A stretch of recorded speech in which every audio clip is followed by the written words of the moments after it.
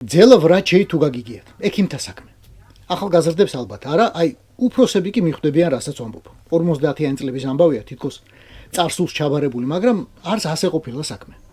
ექიმები, მამაშვილი ჩახუნაშვილები სუსმა დაიბარა და გონია რომ რამე ახალი ქნა. უფროს ლეიტენანტ მამუკა კობახიძის ნოუ-ჰაუ.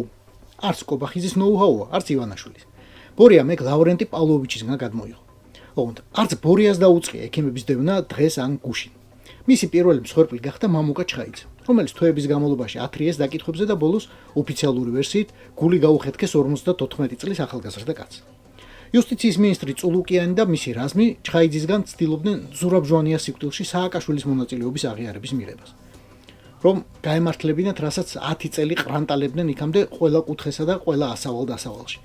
გაიგე, ვიცოდი, იმ გიჟმა საფერფლე, თავისივე კაბინეტში, თურმე გადაუტანიათ მერე სახლში, საწყალი კაცი.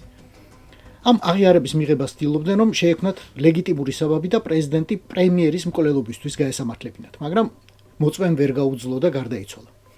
ბორია ივანაშვილის მეორე მსხვერპლი იყო ლევან ჩაჩუა, სიმსივნი დაავადებული ექიმი, რომელსაც 9 თვე ციხე ახეხინეს, რათა ჟვანიას გარდაცვალებაზე თავისივე დასკვნა უარეღო, რომ ისევ საფერფლის ან რამე სხვა ვერსია ამოეწიათ, მაგრამ ვერც ეგქნეს. 2024 წლის დეკემბერში კი დააკავეს გიორგი ახუბაძე, რომელიც აქციებზე დაზარალებულებს სამედიცინო დახმარებას უწევდა. ნარკოტიკების ბრალდება ვერაფრით დაუმტკიცეს, თუმცა სამწუხაროდ იმდენ ხასყავდა ციხეში, რომ ფაქტიურად მოუკლეს დედა, რომელსაც მარტო უვლიდა ეს კაცი. აგერ სულ ახლახან რევოლუციის მოწყობის ბრალდებით დააპატიმრეს ექიმი, პედიატრი გიორგი ჩახუნაშვილი. ახლა კი შვილთან, ასევე ექიმ კოტე ჩახუნაშვილთან ერთად BBC-ისთვის ყალბი ინფორმაციის მიწოდებასა და მტრული ძალების ხელშეწყობას თუ რაღაც იდიოტობას ედავებიან.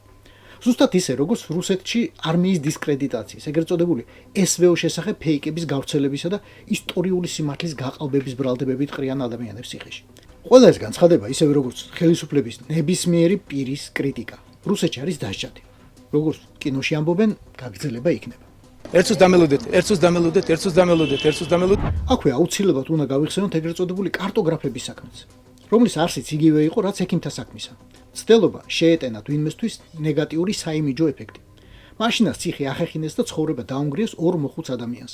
დანაშაულზე, რომელიც ქოცებისავე პრემიერ-მინისტრმა და სხვა ჩინოვნიკებმა ჩაიდინეს რუსული საბოტაჟის ოპერაციის ფარგლებში. გარეჯი საქართველოა, კამიტიც საქართველოა.